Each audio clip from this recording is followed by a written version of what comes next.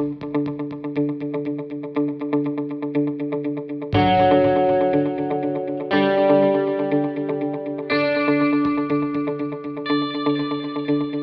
afternoon, everyone. We're going to begin our advocacy panel. If you can grab a seat, close the door back there, please.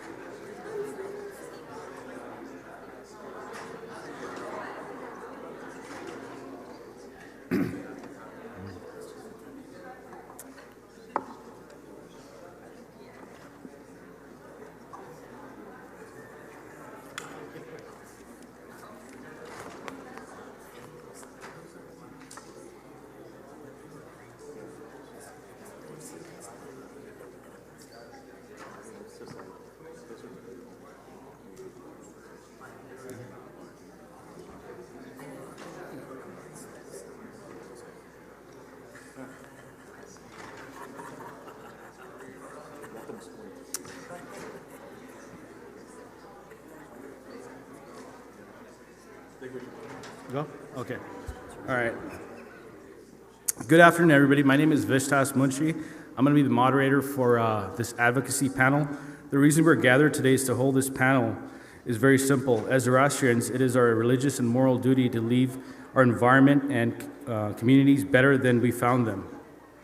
And in order to do that, we need to establish a strong and active presence in our society and work towards addressing the pressing issues affecting us and the larger community as a whole. But how do we exactly do that? This is where our amazing panelists come in to discuss the various roles and considerations that must be made in the world of advocacy as it pertains to Zoroastrians. So without further ado, let me go ahead and introduce our panelists. Turn off my cell phone first. First, we have Arta Khosravi, an incoming junior at Corona Del Mar High School. Arta has been highly involved both at the Zoroastrian community and outside of it. She has had several leadership roles in her campus and community, which has received the National Community Service Award with Gold Distinction. Arta most recently represented Fazana at the 67th United Nations DPI NGO conference held in New York, and has since focused her efforts on youth involvement. Next, we have Niousha Farhangi, an incoming public affairs major at UCLA. Niousha has focused her advocacy and leadership on interfaith advocacy and community service. Niousha's long resume of involvements include Interfaith Youth Council and of Orange County, Amnesty International, and the Young Democrats.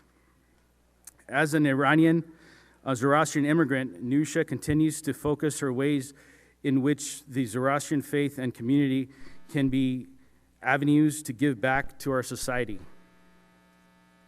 Our third panelist is Pablo Vazquez, an academic, activist, philosopher, theologian, and proud Zoroastrian convert ever since undergoing the Sudre Pushi rite in 2018.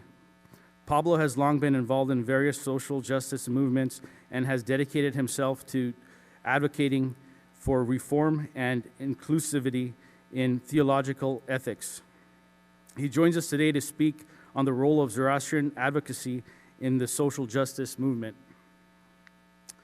Our fourth panelist is none other than Nigel Shore, the head of the Hong Kong Zoroastrian Youth Group. Nigel has had several involvements in minority relations and empowerment. He has recently been nominated as an advocate for ethnic minorities in Hong Kong. Nigel Other areas of leadership and focus include increasing diversity and inclusion, as well as improving mental health. He joins us with a broad armory of involvements and will cover the role of our religion in addressing and empowering global needs. Finally, we've got our very own Parshan Khosravi, the chair of the 7th World Zoroastrian Youth Congress. Parshan has had a long resume of advocacy involvements, ranging from political involvements with the California Young Democrats, where he's currently the chair of our Labor Caucus, to voting rights organizing, as well as immigration advocacy. Currently, Parshan is the Government Relations Director and Lobbyist for the University of California Students Association. He joins us today to discuss the role of PACs and preventing and strengthening advocacy capabilities within our religious communities. Let's give a round of applause to our panelists.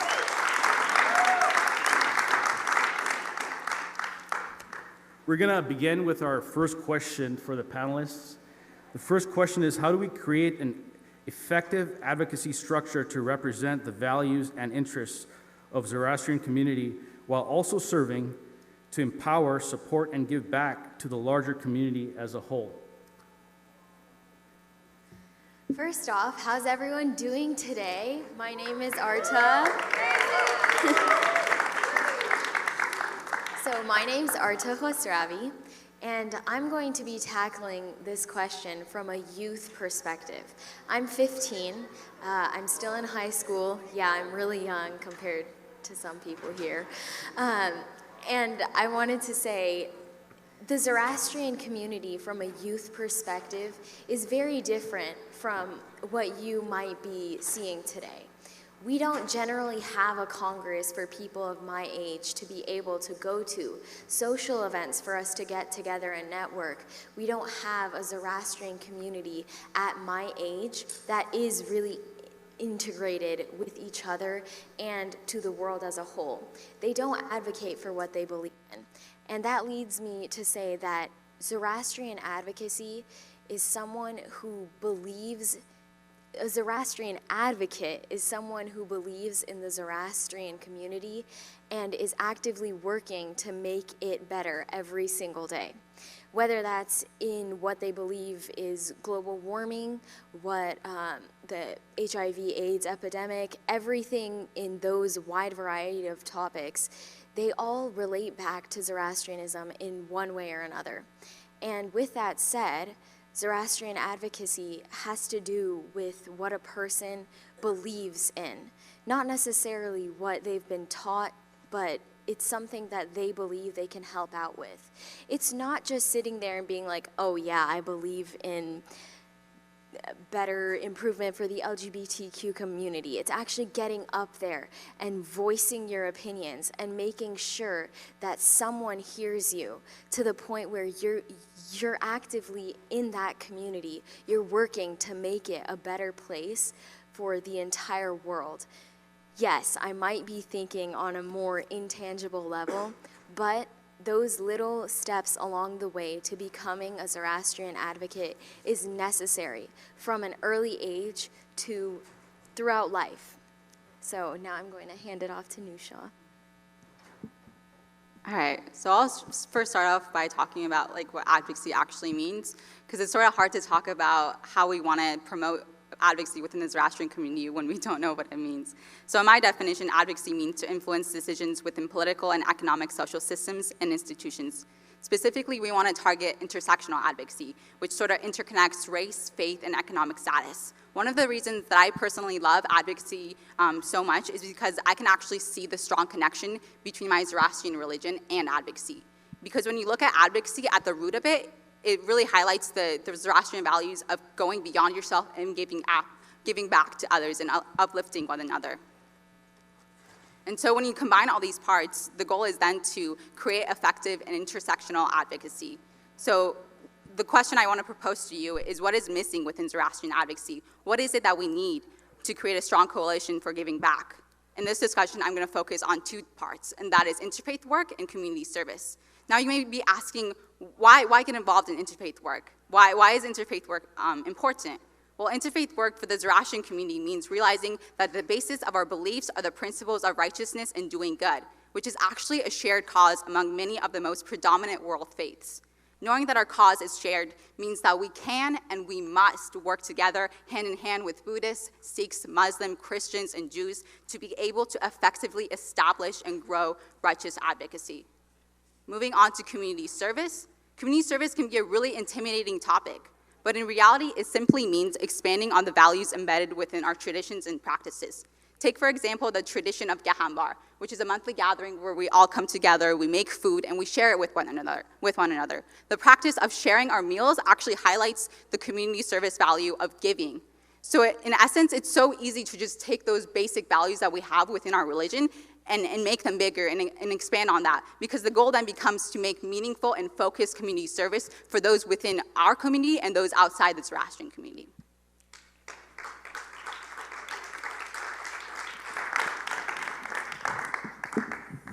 Hi, excuse if I cough every now and then. It's been a long conference. I think as Zoroastrians, we do have, even from the Gothas, a specific duty to better the world. I heavily believe in the concept of the frascio careti, which is a concept within our faith of, frascio careti literally means to make perfect. And it's, we should work as Zoroastrians to better the world in whatever way we can. And part of that, a lot of Zoroastrians who tell me, oh yes, I'm a social advocate, I work for these issues and etc., really don't do much besides saying that they believe in good thoughts, good words, and good deeds. I encourage them instead to look at the example of Kaveh the blacksmith, who didn't just sit down and post on Facebook, good thoughts, good words, good deeds, or good morning. Also, he took up the banner and resisted a tyrant. And I call upon Zoroastrians in particular that if we want to build these advocacy structures, we need to be more active in the causes that we believe in. I want to see more Zoroastrians on the front lines of, protecting the rights of minorities, whether that be racial, faith, gender and sexual minorities, of immigrants, of refugees. This is a community of refugees. And it seems strange to not see Zoroastrians at the forefront of protecting the rights of refugees. We should be vocal and unbending against tyrants, whether we elected them or not. And as Zoroastrians, we need to form together structures, and I've talked to Parshan about this too. We need to form together structures that advocate not just at a government level, and keep the politicians knowing that Zoroastrians do care, but also on international and even local levels, so that we are continuously involved in interfaith activities, which I do think are important, and also in various activities that bring justice, equanimity, and love to communities that are suffering so deeply, not just here in the United States or even in your local communities, but around the world.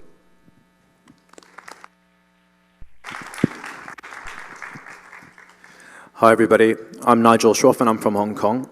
And what's really inspired me in the role of Zoroastrian advocacy is the influence that Zoroastrians have actually played in Hong Kong and Southeast Asia as a whole. Most of you may not know this, but Zoroastrians have actually been in and around Hong Kong for centuries. Firstly, through ancient Iran, through the Silk Road into China doing business, and more recently through the colonization of the Great Britain and through the colonization of Hong Kong. And what's been really impressive is to see how Zoroastrians have actually been providing advocacy work with the Zoroastrian mantra of good thoughts, good words, good deeds into Hong Kong society. If you go to Hong Kong today, you will see the establishments of universities, of hospitals, of charitable institutions, created by Zoroastrians. And I think this has been the inspiration that has actually formed more recently the Hong Kong Zoroastrian Charity Funds of Hong Kong, Canton, and Macau. By association, our association and our community in Hong Kong is a charity fund. That is, for me, a fantastic structure for advocacy within the Hong Kong community. the charities that our charitable association focuses mainly on education. For me, I think education is one of the most important things for everyone to have. I think anyone being denied education because of financial means is completely unacceptable, and that is what we focus on. Linking to that, we look at poverty, we look at physical poverty when we talk about poverty, but actually it's really the poverty of the mind that we don't focus on. And so education is something that we really focus on and to give back to the community. The second thing that we look at is hardship in medical cases, and I'm proud to say that we do support a lot of hardship in medical cases, especially within the Zoroastrian communities worldwide. We also look at giving back to institutions that provide charitable work. It's very important that we provide the funding for people on the ground doing this through the Zoroastrian, channel. And also more locally within Hong Kong, we support local charities, and this is by far, it varies with also the help of ethnic minority work. More personally, from what I do, taking the mantra and the inspiration from what I've experienced within the Hong Kong Zoroastrian community is we focus a lot on diversity and inclusion. Hong Kong is a multicultural society. What seems to be ignored a lot in Hong Kong is ethnic minorities, especially from the subcontinental area. Again, linking to education, this is something that for me it touches my heart in a very significant way. Ethnic minorities are being denied proper educational rights in Hong Kong and around the world, and that's something that we need to focus on. We've recently just launched an initiative that I've helped with which is called Mirror. This helps women from ethnic minority backgrounds to have a confidential voice to portray whatever they feel that they need to portray, whether that means domestic abuse or the fact that they're not being given a voice to be heard. In addition to that, more locally, I work for a bank, and within that bank, I'm also on the board of the Diversity and Inclusion Committee to focus on what my bank can be doing, firstly, internally with all our employees, but also externally. How does my bank and how does my establishment make a difference to the community of Hong Kong as a whole? And then more personally, more recently, I'm focusing on mental health and the stigma behind mental health. And how we're looking at the Zoroastrian way of good thoughts, good words, and good deeds to provide a good platform to talk about it. We've spoken a lot at this Congress about empowering females, which absolutely we must, but the main thing that's impacting males and young males in this world today is mental health and mental health issues and the stigma behind that. So if I may talk about the good thoughts, I want to look also at the positive thoughts that we can generate from that and that dialogue that we can start creating. Thank you. Absolutely, absolutely. That was awesome. You all know me. You probably remember a little bit of a fiery speech that I gave the first day. Shall stand by every word of it still. But something I want to kind of go into a little bit deeply and talk about it, and that's this idea of definition of advocacy within our community. We just heard Niousha give that advocacy, which I think that definition was fantastic. Thank you for that. But this is really interesting to me. Oftentimes and throughout the course of this conference, what we've seen time and time again as a religion, that we pride ourselves upon the fact that we are a progressive religion, that we are on the forefront of addressing issues. But when we look at advocacy on the issues, larger issues, the more intersectional issues that affects us every day, we don't really lead the charge on those, right? We're not really out there as the community that is helping out. We often we kind of hide behind this notion of, well, we're not as bad as some of the other religious communities. And to me, that is a very bad definition. We cannot say that we are a progressive religion if we aren't, simply because we aren't actually suppressing folks. If we aren't doing anything to uplift folks, then we are not a progressive religion. And we have a lot more to do to get there. Now, a little bit from now, I'm going to kind of talk more about some aspects of what we could do to do that. But one of those starts with political advocacy. If you've read my bio, you know that I've basically dedicated my past 10 years or so in political advocacy at various forms. And what I've learned from that experience is that we cannot protect our own identity in our community, as well as support and really push for the values that we have if we don't have an active political presence. And we need to have a dialogue about that and figure it out. So I'm excited to continue this chat. I know that there is a lot more questions and conversations to be had, so I'm going to pause there for now.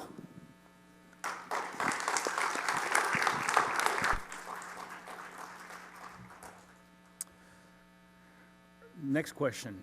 So we've identified what advocacy is, what we can do for our community and the community as a whole.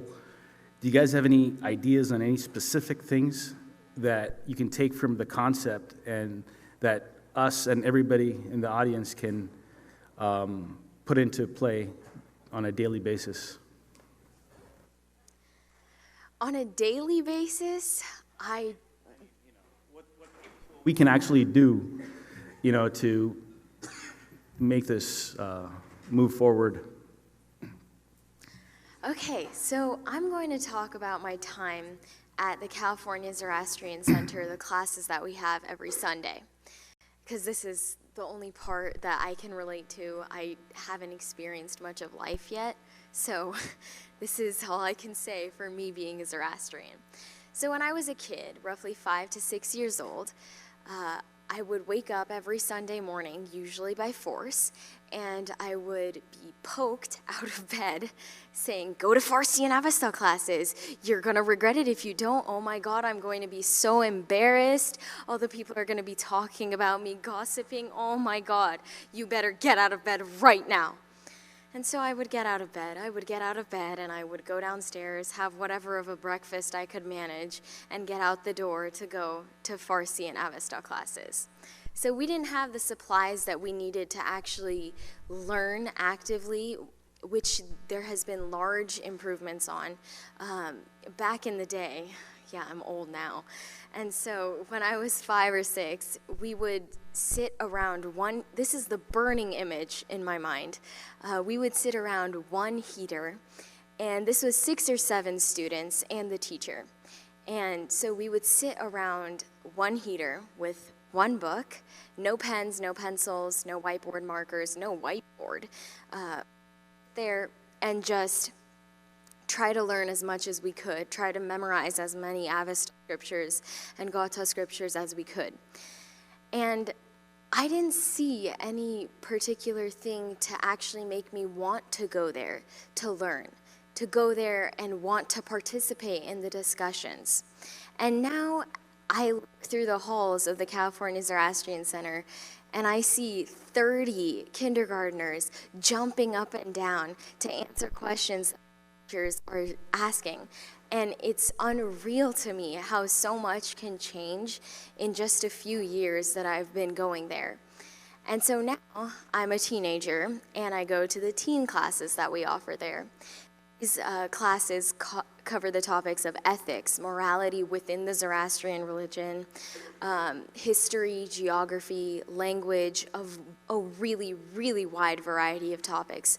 We have teachers with PhDs coming to teach us, and they've experienced the world, and they're telling us what we need to experience as Zoroastrians and what we should look out for in the future. And it's wonderful to get to see that.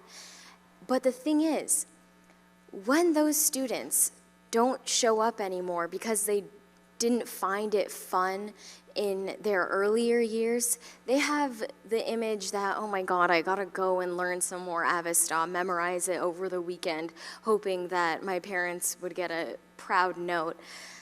It's not enticing or an active learning environment when you're being forced to go there. And when you force someone to do from an early age, they're not going to see it as something fun to do when they become older, when it's necessary for them to come to congresses like this to actually participate in the Zoroastrian community. And with that said, if we don't incorporate their values from a young age and teach them a diverse amount of topics, not just Farsi and Avesta, but if we teach them what they need to know from a young age, it would be developed and incorporated into their ideas as a young Zoroastrian adult. They're ready to actually put the things that they've been learning for decades, now they can put it into practice. But we're seeing a fall on that turnout when they actually need it most. When learning is necessary. We need to be able to teach them to actually want to come to those Farsi and Avesta classes at a young age, so that when they become teenagers, they're not seeing it as another time for them to be wasted, just to zone out and not learn anything new. So, building on that, if we have more social events, like just casual things, my sailing team, my speech and debate team, we have bonfires at the beach, and we just sit around it cooking some s'mores, and we talk to each other.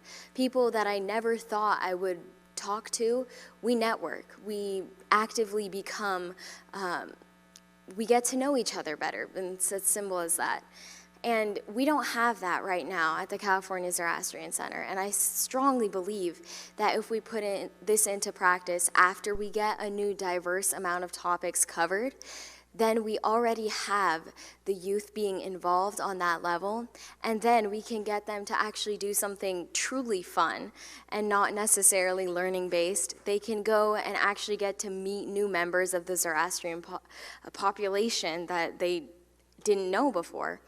And with that said, you would be able to, maybe 30 years from then, when they're 50 or 60, they can sit around it and be like, oh yeah, remember that first time that I met you at that social event that we threw on? That would be the largest goal, because they would actually be a part of the Zoroastrian community from when they were young to when they got a bit older. And they were able to become tight-knit because of their religion, because of their faith, bringing them together. And right now we don't see that, but if we take these steps, it would be more able to do such a thing. Thank you.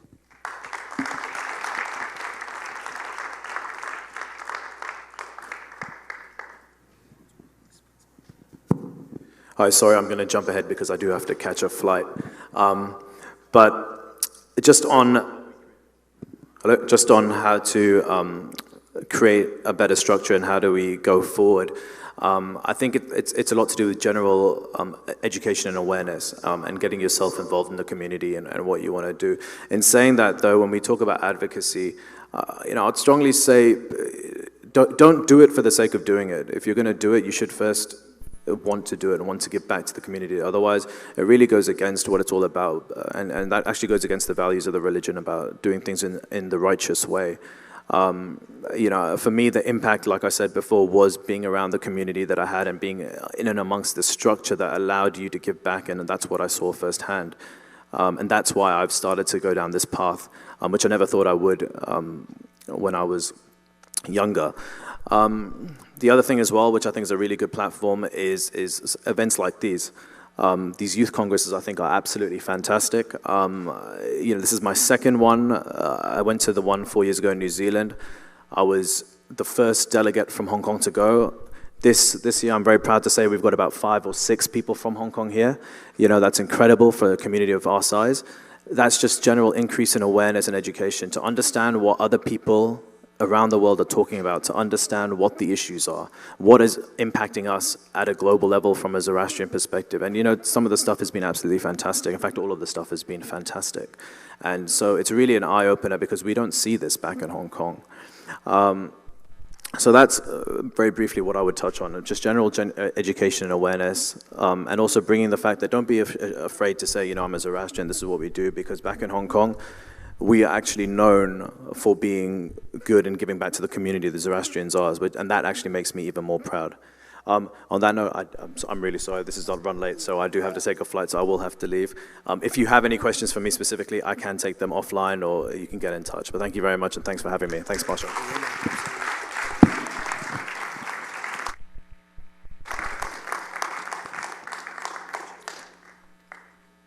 It's a little hard to follow, but I guess I'll start off by, again, focusing on interfaith and community service. I'll somewhat go off of what Arta said, because it actually makes me think about how embedding community service within organizations like the California Zoroastrian Center and having our youth do that can actually be a better way for them to get interested about the values that Zoroastrianism promotes. And it's a more entertaining way of actually connecting with each other while doing good. And I don't think, personally, I've seen that much community service embedded within our classrooms. It's more so just coming in the morning and sitting around a table and once again talking. I personally love talking, so it wasn't an issue for me, but everyone else didn't really like it. So going off of that, I think that's actually a really applicable way that we can increase this involvement within centers such as the California-based one. But in general, I would say how we build the pipelines of Zoroastrian advocacy is first by creating dialogue, by being involved in allyship, and lastly, by actually being involved in community outreach. Now, dialogue is where we actually come and we facilitate a safe and open interfaith forum in which we can discuss common issues facing society as a whole and bring greater attention to the issues specifically facing us Zoroastrians. This serves to help us give a voice and platform to speak on the things that actually affect Zoroastrians, but also it creates interfaith respect within one another.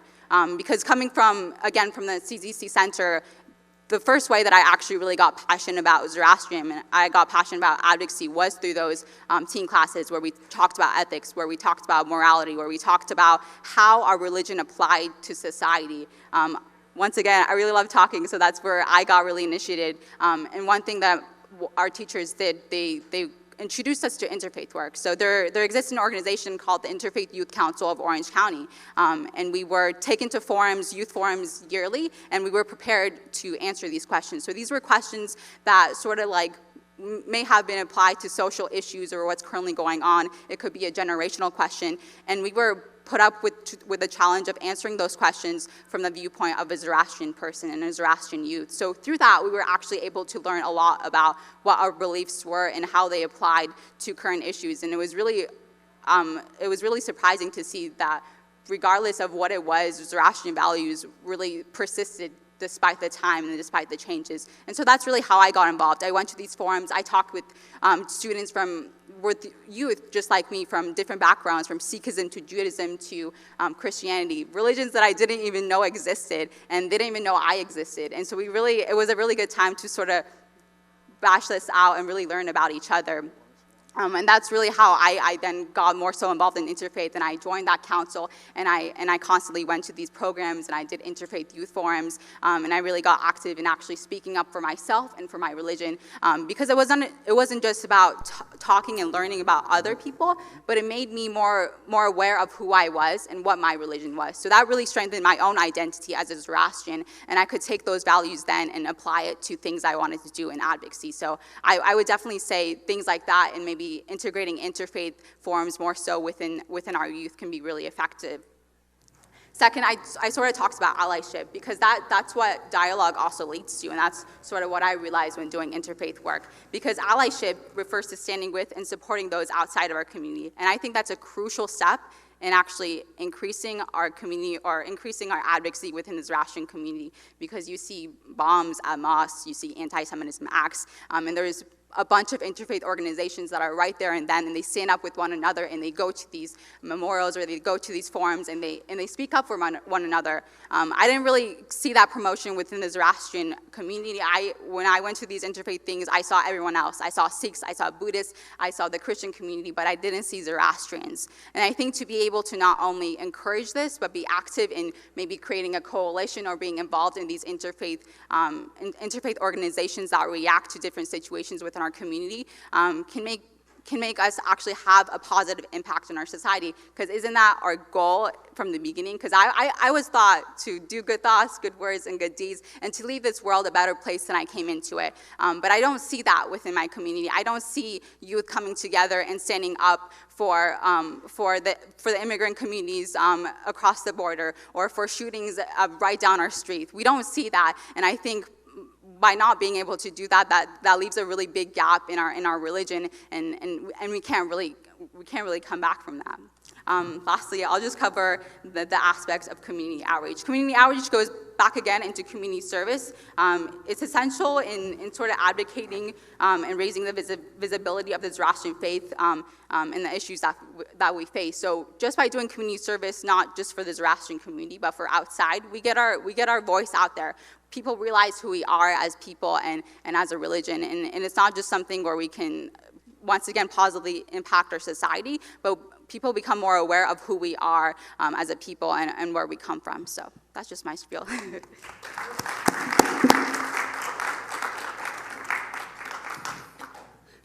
Usually when I've had fellow Zoroastrians ask me, how can I get more involved? How can I truly, fight for the rights of others, for the rights of my own community and so forth?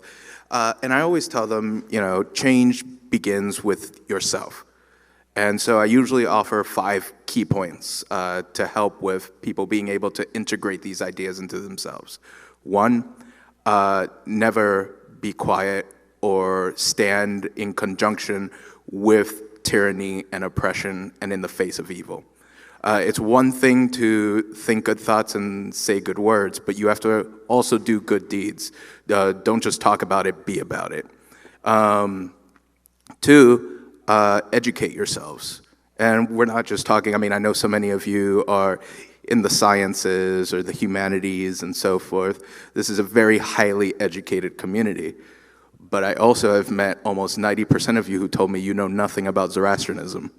So what you need to do also is, in order to integrate those very values that come from the religion, that come from the culture, learn more about your faith, your history. Learn more about the very ethics that a lot of you have grown up with, which would lead you to take action on the side of good.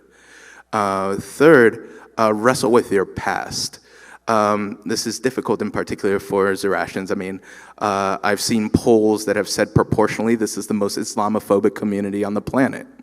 And there is a lot in the history that would, in the opinion of many folks, justify that sort of thinking. But it's something we need to wrestle with as well. I was having a discussion yesterday with a Parsi brother here who basically, we discussed how interesting it was because he can trace back onto how his family built the ships that likely my ancestors were brought to the Americas on. And, these are things that, as a converted Zoroastrian, I also wrestle with, but also that the community must wrestle with its past and do better. If we're going to say we're for gender equality, we must be for gender equality. It can't just be a thing where our spiritual ancestors were good people who were charitable and were heroes in the world. We must also be good people who are charitable and heroes in the world.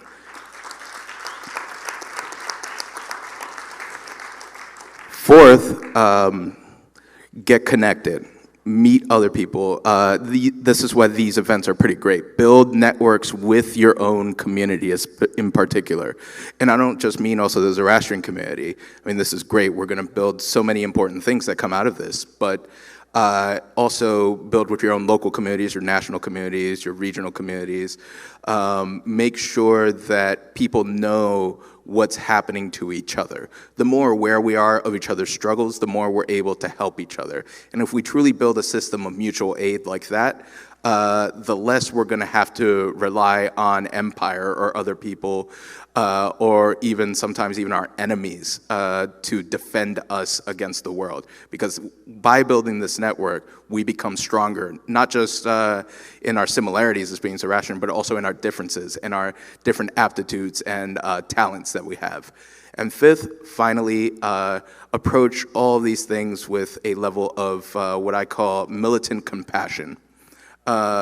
Be strong in love, but be strong in love in a way that, to put it bluntly, you won't take anything from anyone.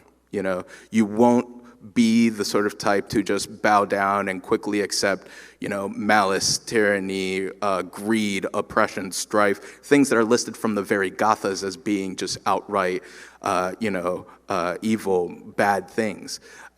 We need to be strong in our love, our compassion, our goodness, our righteousness, and use that as the very weapon we use to make the world better. Now, people always get scared when I throw in the word militant, but folks like Martin Luther King were very inclined to call themselves militant. Folks like Mahatma Gandhi as well. And it doesn't matter how much you agree or disagree with any of these folks. What I'm saying is that as Zoroastrians, a community that claims itself to be built on goodness and righteousness and love, we need to turn that love into truly building the world into something better.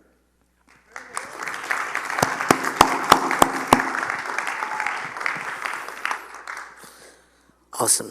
Yeah, I mean, this is inspiring. I want to kind of bring everything together first, just so, you know, we've heard a lot of awesome stuff from our panelists. We talked about the pipeline of advocacy and what that means.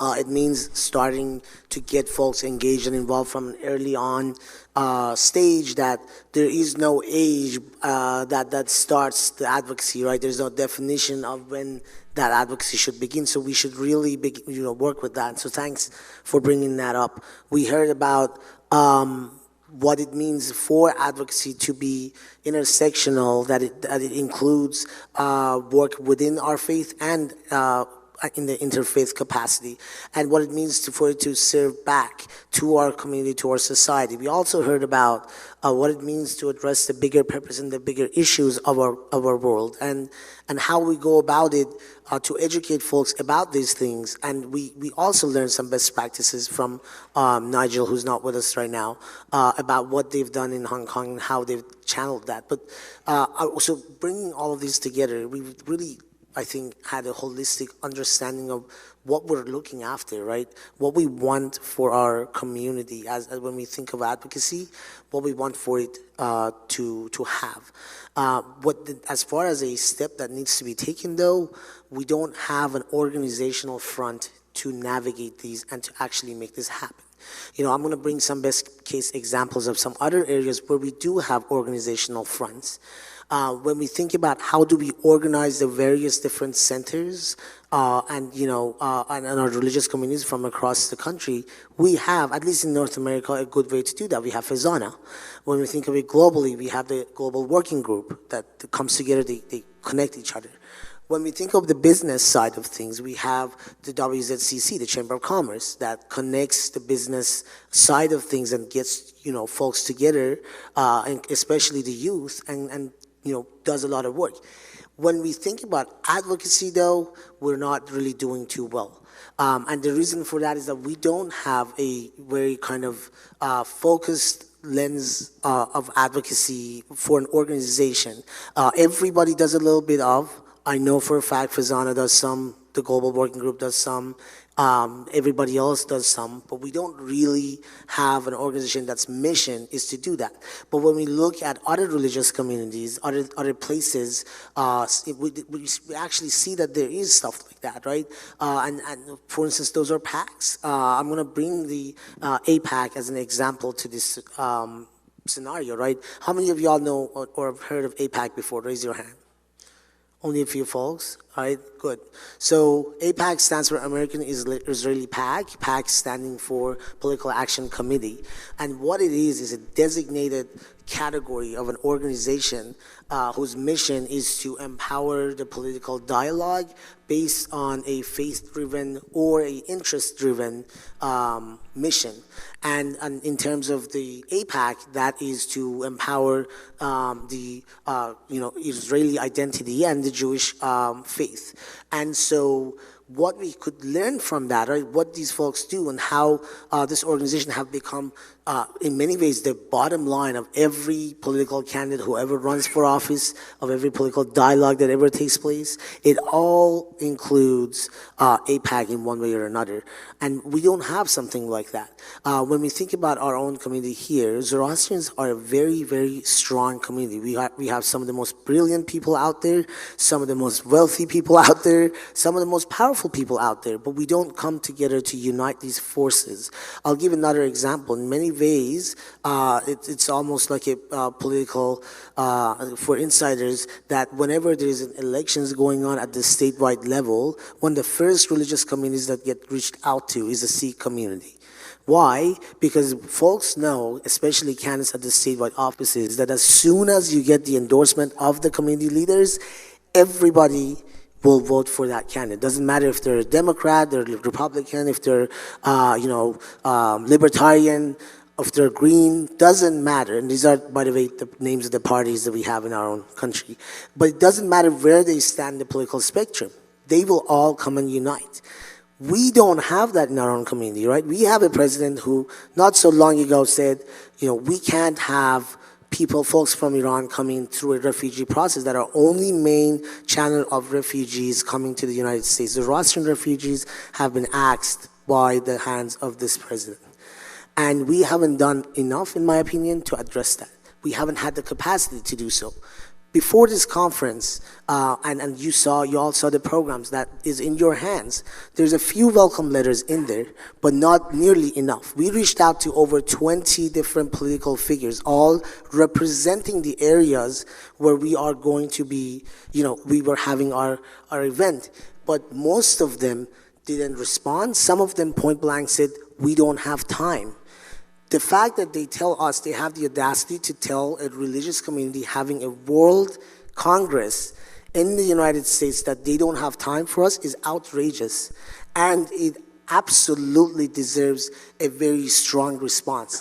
One, that we don't have the capacity to do so. What does capacity mean? It means money and it means votes. In the United States, at least, that does.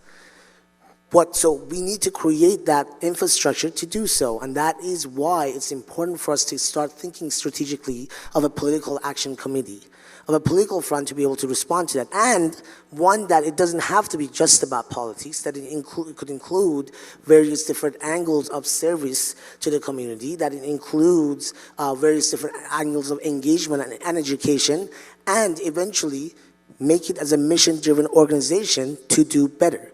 So this is something I'm hoping folks get from here, and we move on, continue to have these conversations, because we truly have, in the past, in our history, we've always been the community that leads the charge when it comes to addressing issues of our time, and we have the potential and the ability to do that again, but we just need to get together and use this platform to start doing that.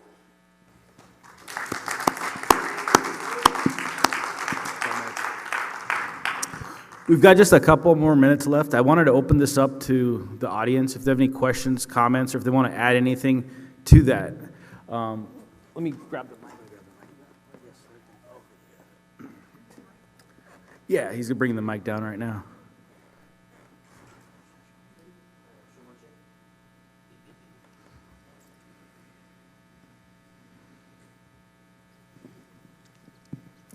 So first of all, thank you so much for everything that you do, and thanks for talking about this. I think I agree with you that advocacy is, a way to do what is right, but also a way for us to empower our community by, showing people both in our community and outside of our community that, the values we stand for. So my question is relates to the advocacy work I do in New York, empowering Iranian Americans.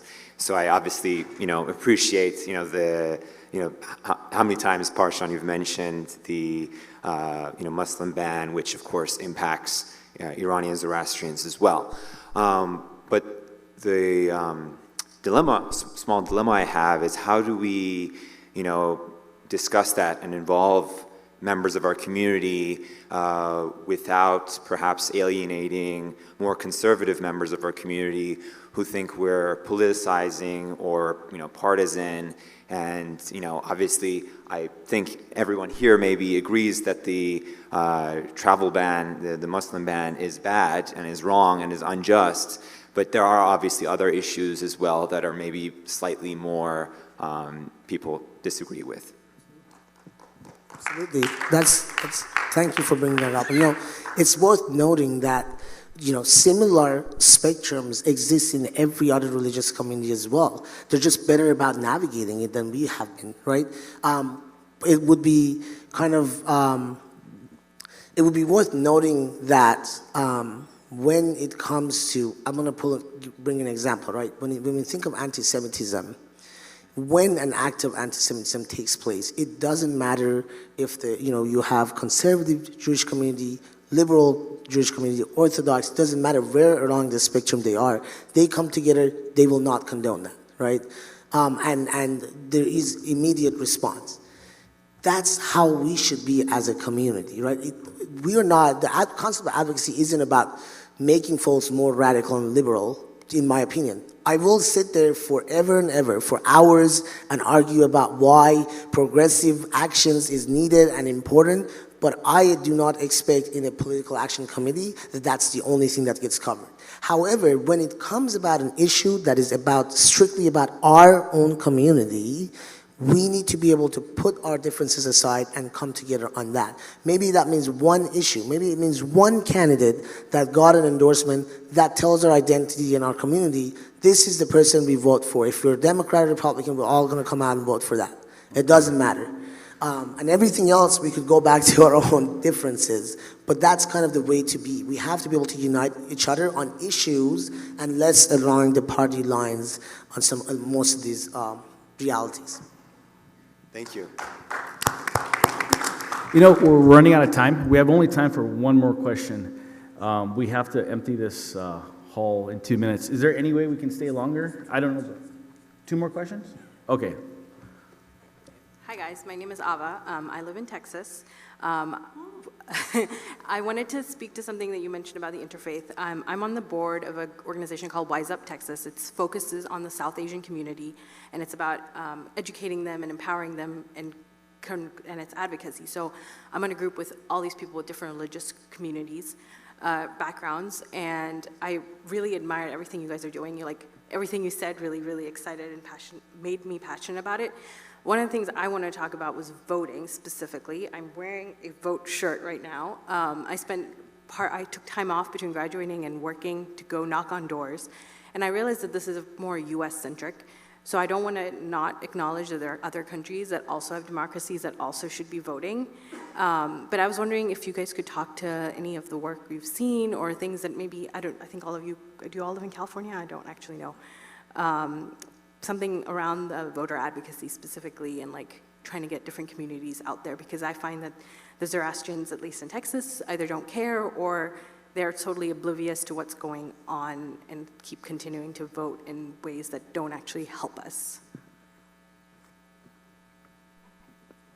Well, along the lines of that, so civic engagement, voting, and actually being involved, I think that also comes in part where we actually want to provide material that gives effective information about how different candidates, how different issues impact the Zoroastrian community. Because you see that within Jewish organizations, different Muslim American organizations, they break down whether it's presidential races or different issues, and they don't say they don't go on party lines. They basically go on the basis of how it's going to affect our community, whether that's as Muslims or Jews or as Zoroastrians. And I think at this point, it is just very spread out. It's just people who want to get involved, they'll get involved. And for us specifically, even growing up here, I was surprised because I was I came from Iran where my family left everything. We didn't have a right to speak. We didn't have a right to say anything. And now that we have these powers, we don't use them. We don't care about them, and we treat them as a joke. And that was surprising to me. And that's why I would say the same thing. We can start up with our own youth, and we have to challenge our elders too, because I don't remember hearing any discussions of voting or civic engagement or talking about issues within our community, within my place of worship. That just wasn't a thing. All the newsletters or stuff like that, that's places where we can incorporate this kind of information,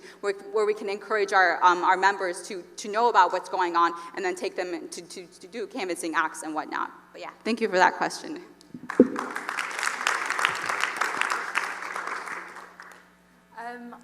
So Pablo mentioned that one main factor that we should all do is learn more about our religion, but I find that kind of hard because if you Google search something, you read something that maybe my mom has explained in a different way or another mu'bed has said something else, and I feel like there's a lot of contradictions or gaps. So specifically for Pablo, if you've converted into Zoroastrianism, where was the main sources of information or the most reliable and kind of effective ways to learn about Zoroastrianism? So this was particularly interesting in my whole conversion process because other religions have a set packet basically, that you get as soon as you're even interested, not even that you're going to convert, but that you're just visiting and interested. If anyone was interested in visiting a fire temple, they might get a brochure or something, and then they'll get 10 Zoroastrians giving 11 different opinions. And so, I mean, this is so common. We're a community that uses our good mind to, you know, try to figure out what is best for us, the world, and our community, and what is our religion. And you see this so common in all of our literature, our websites. I mean, I gotta say something, to increase religious education, a lot of us need to update our internet presence. I mean, a lot of our websites date from the 90s, or at least look like it.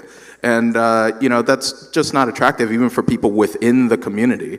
And a lot of the information is outdated based on academics which are long discredited, or, you know, their work has been replaced by better research stuff. So the answer is going to be a very Zoroastrian answer. You have to kind of use your good mind. I've read so much. I've seen so many videos on YouTube, for better or for worse.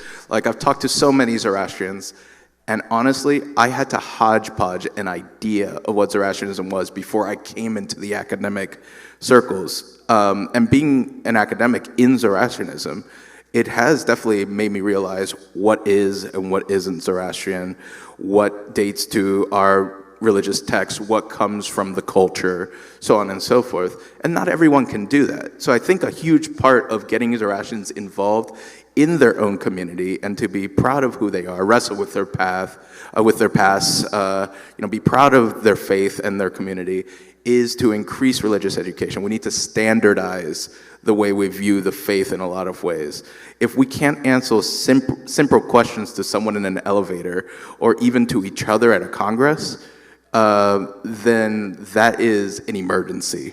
And that's something that needs to change. And it's not just on our good mobeds and our clerics, it's on us as well to learn as much as possible. I'm going to tell you, it's going to be difficult right now, but it's my hope, and I want to work with other Zoroastrians in building comprehensive religious education and comprehensive historical and cultural education around Zoroastrianism that will allow us to be as well informed as other religious communities.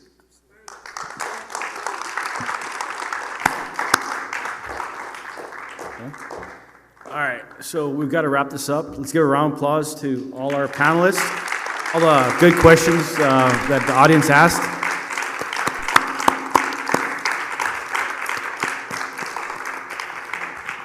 Come talk to us after. Thank you, everyone. Thank you. Oh, you guys stay up there.